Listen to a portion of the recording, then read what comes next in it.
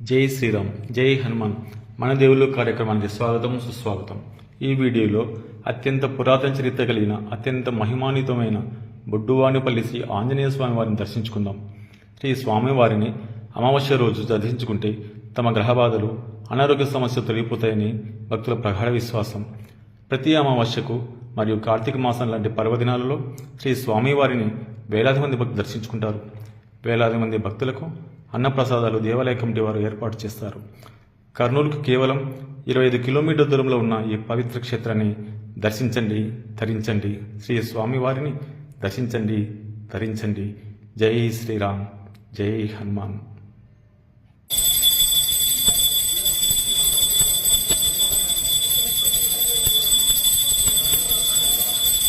ఒక ముని శాపం వల్ల ఈ గుడి 200 సంవత్సరాల కిందట మరి మూసివేయడం జరిగింది.